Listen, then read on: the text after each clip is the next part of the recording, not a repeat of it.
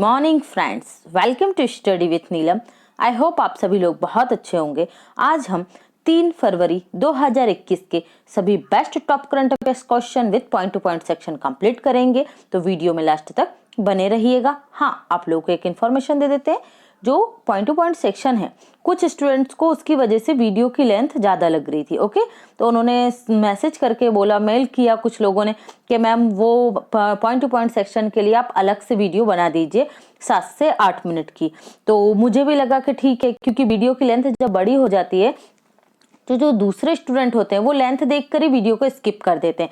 इसलिए ये 1 फरवरी से ही शुरू हो गया है अपना ओनली एमसीक्यू सेक्शन। ओके, और आपके लिए जो हम लेकर आएंगे पॉइंट टू पॉइंट वीडियो, तो वो आज आपको इवनिंग में 1 से लेके 3 फरवरी तक के पॉइंट टू पॉइंट सेक्शन मिलेंगे। इसमें आप ये मत सोचिएगा सिर्फ करंट अफेयर्स इंक्लूड होगा, इसमें हम स्टैटिस्टिक्स जीके को भी इंक्लूड करेंगे जो एग्जाम का पार्ट बनते हैं। ओके, जैसे आपके डेज आते हैं, बुक्स आती हैं जो पहले से लिखी जा चुकी हैं। ओके, जीके की बुक जो होती है, और इसके साथ ही आपके इकोनॉमिक्स के जीके के क्वेश्चन आते हैं, तो अपन ओवरऑल उसमें शामिल करेंगे, जिससे आपके करंट के साथ साथ स्टैटिस्टिक्स जीके भी तैयार हो जाए। ओके, चलिए तो शुरू करते हैं आज का लेक्चर फटाफट। पहला क्वेश्चन है हमारा, हाल ही में मोजाम्बिक में भारतीय राजदूत के रूप में निम्न में से किन्हें नियुक्त किया गया है?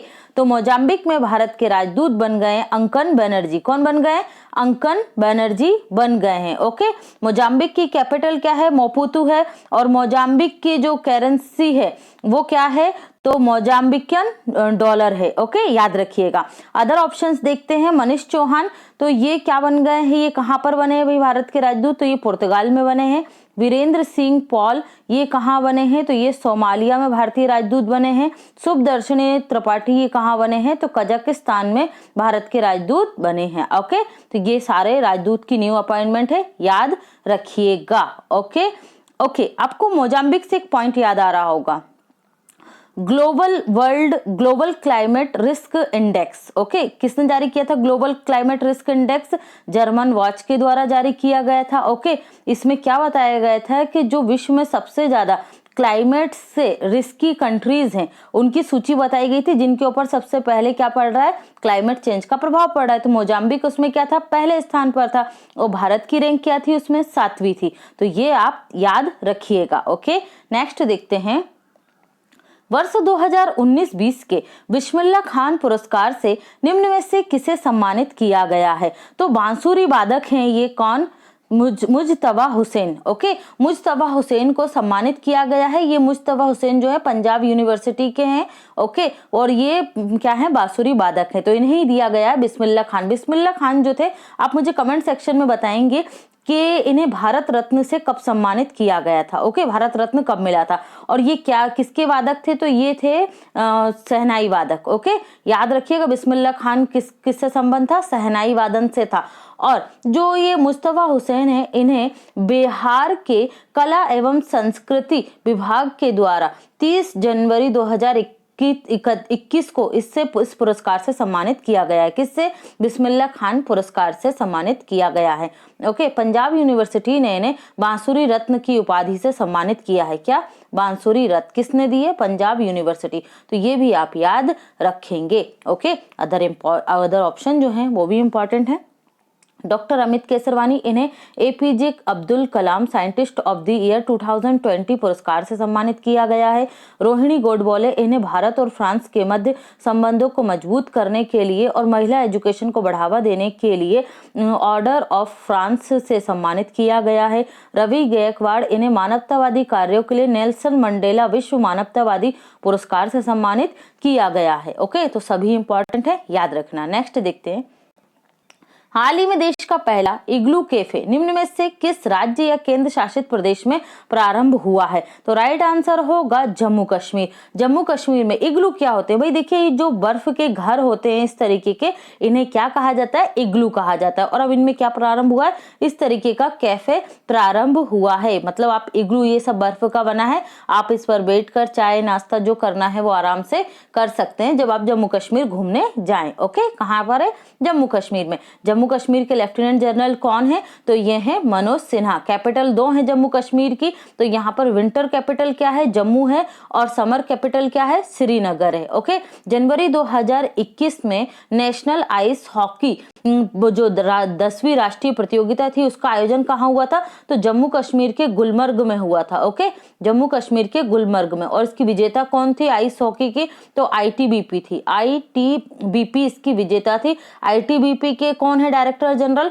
एसएस देशवाल है। कौन है? एसएस देशवाल है। ओके, और कौन सा पॉइंट है? हाँ, जो जम्मू कश्मीर का किश्तवाड़ जिला है, यहाँ पर कौन सी परियोजना आ रही है? रेटले जल पनबिजली परियोजना।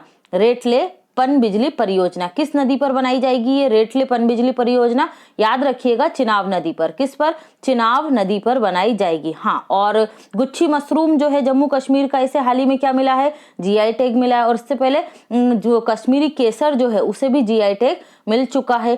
खेलो इंडिया विंटर गेम्स का जो दूसरा संस्करण था, खेलो इंडिया विंटर गेम्स दूसरा संस्करण था, इसका आयोजन कहाँ हुआ था? गुलबर्ग में हुआ था। कहाँ पर?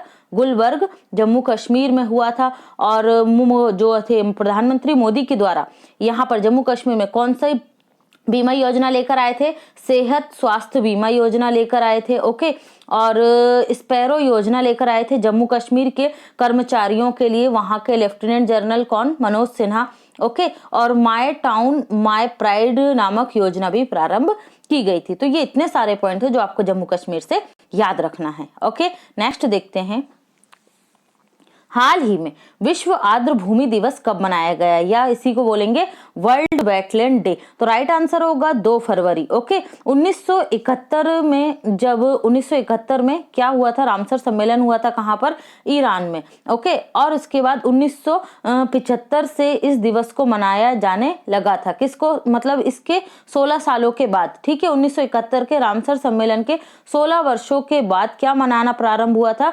विश्व आर्द्र भूमि दिवस मनाना प्रारंभ हुआ था प्रतिवर्ष 2 फरवरी को। क्या होती हैं आर्द्र भूमियां? तो भाई जलीय क्षेत्र जो होता है और दलदली क्षेत्र, मतलब जहां पर पानी का भराव ज्यादा होता है, जिसे हम दलदल बोलते हैं, तो उसी क्षेत्र को क्या बोलते हैं? आर्द्र भूमि बोलते हैं, क्योंकि वो जैव विविधता की दृष्टि से सर्वाधिक समृद्ध क्षेत्र होता है। ओके, तो उसी को बचाने के लिए ये दिवस शुरू किया गया था।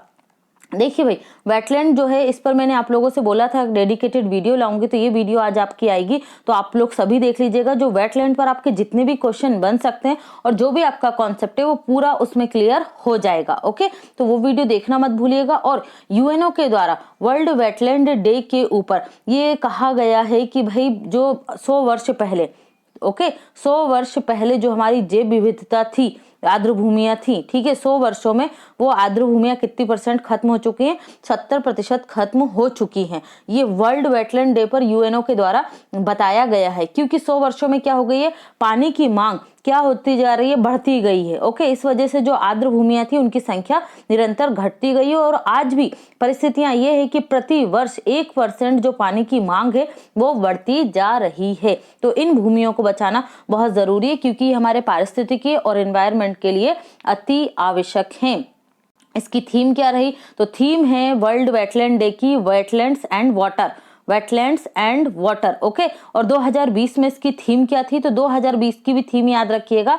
2020 की थी wetland and biodiversity, wetland and biodiversity. Okay, तो ये इंपॉर्टेंट पॉइंट है, याद रखना। नेक्स्ट देखते हैं।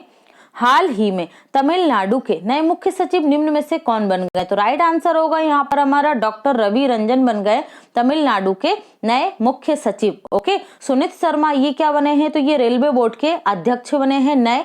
Okay, Sunit Sharma railway board के नए अध्यक्ष। सुबोध कुमार जायसवाल ये सीआईएसएफ के डायरेक्टर जनरल बने हैं, सीआईएसएफ के डायरेक्टर जनरल सुबोध कुमार जायसवाल। सोमा मंडल ये बनी है chairperson of SAIL. Okay, steel authority of India की चेयरपर्सन बनी है। कौन? सोमा मंडल। ये सभी अपॉइंटमेंट है, याद रखना।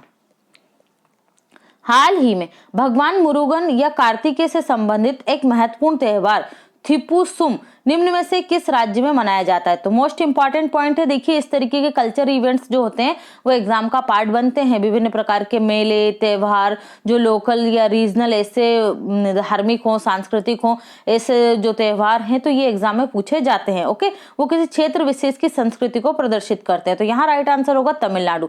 तमिलनाडु में मनाया जाता है ये भगवान मुरुगन या कार्तिकेय से संबंधित एक महत्वपूर्ण त्योहार थिपुसम। ओके, तो ये भी याद रखना। अब देखो ये तमिलनाडु के साथ साथ Sri Lanka, Malaysia, Indonesia, Vietnam, Laos बहुत सारी जगह मनाया जाता है। तो अकेला तमिलनाडु में नहीं मनाया जा रहा, लेकिन हमारे देश की बात आएगी तो तमिलनाडु और विश्व स्तर पर भी प्रसिद्ध है ये, तो इसलिए इसको याद रखना जरूरी है। ओके, याद रखना।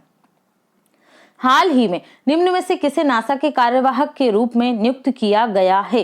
देखो भाई, कार्यवाहक प्रमुख के रूप में नियुक्त किया गया है, एक्टिंग चीफ के रूप में। तो कौन बन गई हैं? तो राइट आंसर होगा भव्या लाल बन गई हैं। ये भारतीय मूल की हैं, अमेरिकन भव्या लाल, और इन्हें बनाया गया है नासा का कार्यवाहक प्रमुख। ओके, एक्टिंग चीफ बनाया गया है किसे? भव्या लाल को। और जो भव्या लाल है ये बनेगी नासा की एक्टिंग चीफ। नासा की स्थापना कब हुई थी? 1958 में। हेडक्वार्टर आपको कहाँ मिलेगा? वॉशिंगटन डीसी में इसका हेडक्वार्टर मिलेगा। Okay, national aeronautics space administration, full form क्या है? National space administration. ओके, तो ये भी आप याद रखेंगे।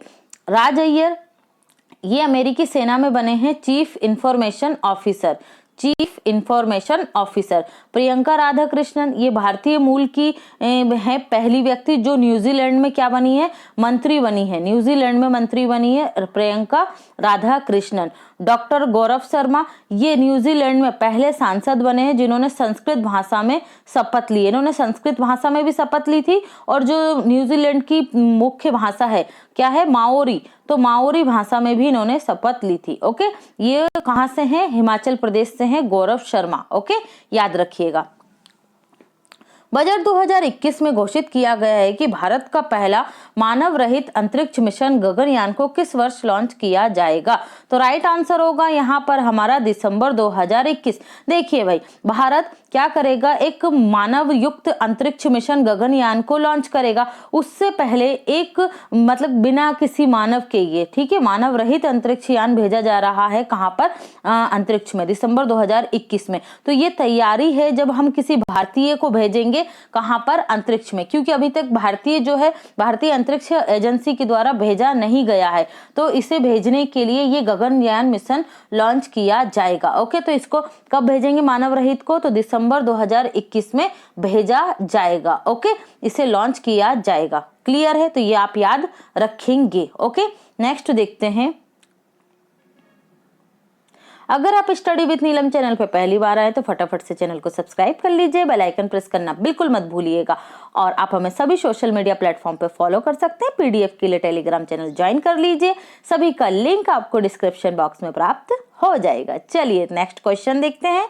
हाल ही में निम्न में से किस क्षेत्र को विश्व स्तर पर प्रतिस्पर्धी बनाने के लिए मेगा इन्वेस्टमेंट टेक्सटाइल पार्क निर्माण किया जाएगा?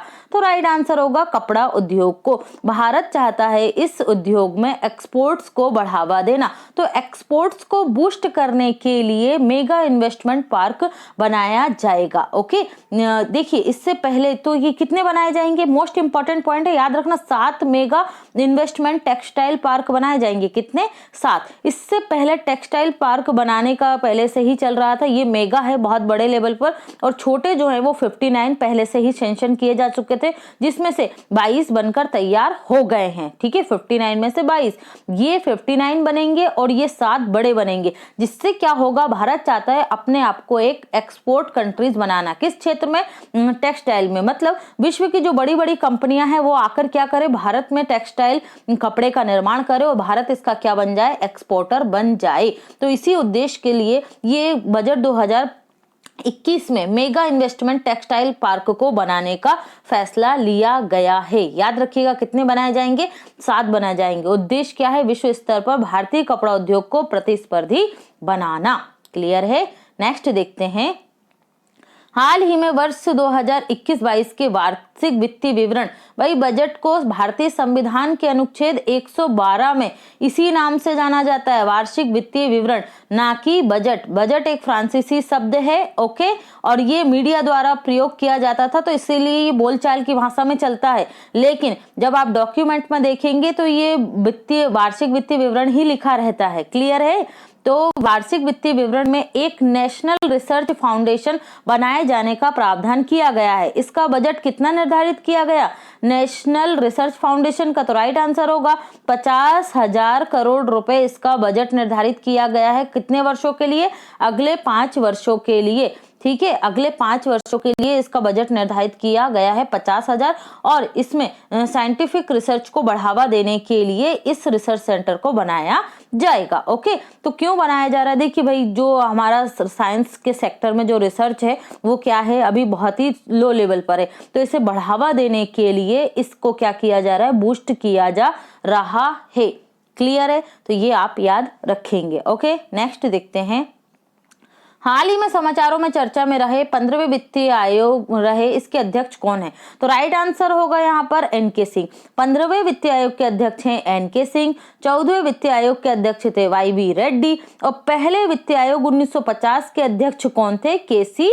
नियोगी। तो ये आपके स्टैटिस्टिक्स के साथ करंट कंप्लीट होगा। तो ये चर्चा में क्यों रहा है भाई? चर्चा में इसलिए रहा है, जो 15वें वित्तीय आयोग के अध्यक्ष है एन.के. सिंह, 15वें वित्तीय आयोग के द्वारा ये कहा गया है कि राज्यों को क्या दिया जाना चाहिए? राज्यों को 40% डिविजिबल टैक्स पूल देना चाहिए। कितना परसेंट? 42% देना चाहिए। अभी आपको ये पता होना चाहिए कि वित्तीय आयोग जो है इसका गठन किस आर्टिकल के तहत किया जाता है संविधान के? तो आर्टिकल 280 के तहत किया जाता है। कौन करता है वित्तीय आयोग का गठन? तो याद रखिएगा, प्रेसिडेंट करते हैं। ओके, भारत के राष्ट्रपति द्वारा किया जाता है। काम क्या करता है वित्तीय आयोग? तो वित्तीय आयोग का मुख्य काम है राजस्व को राज्यों और केंद्र के मध्य बंटवारा करना। ओके, जो रेवेन्यू इकट्ठा होता है, जो टैक्स कलेक्शन होता है, उसे क्या करना?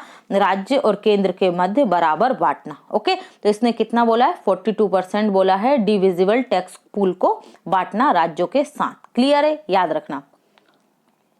कल आपसे पूछा गया था, हाल ही में अमेरिका की पहली महिला वित्त मंत्री निम्न में से किसे बनाया गया है? और राइट आंसर है यहाँ पर जेनेट येलन। ओके, अमेरिका की पहली महिला वित्त मंत्री बनी है जेनेट येलन। ये पहले फेडरल रिजर्व बैंक की अध्यक्ष रह चुकी थी। ओके, तो आप लोगों में से सिर्फ गगन ने इसका आंसर दिया, बाकी लोग भी आंसर दीजिए।